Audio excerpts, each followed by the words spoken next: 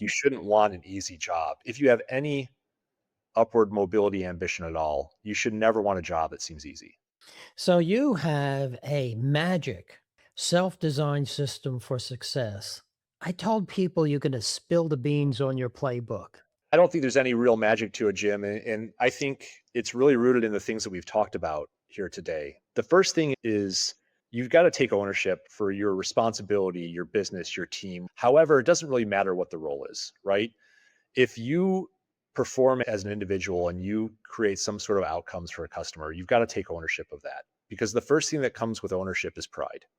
And if you don't have pride in the business that you provide, if you don't have pride in the results that you create, you're never going to drive it to the place that it needs to go.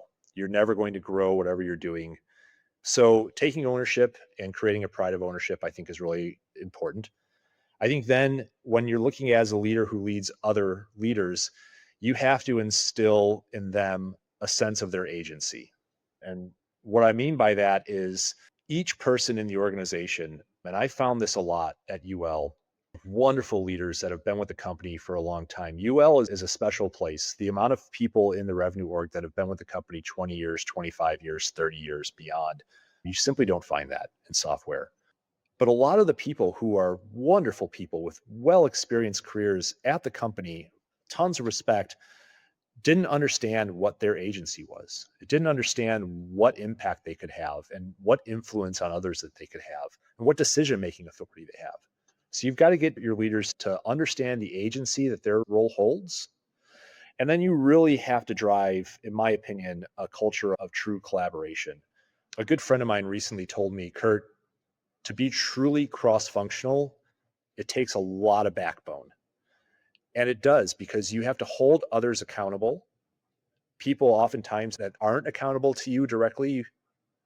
And you have to find a way to make everybody a collaborator, whether they're your biggest fan or your biggest enemy, right? We're all in communities at work and we have to find ways to work together.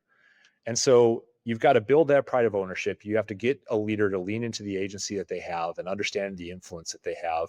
And then you have to get them to collaborate strongly with every other peer that matters because we can't be siloed anymore in this age. We can't worry about turf. We can't worry about whose job is what, whose influence should be where. We simply have to bury all that stuff.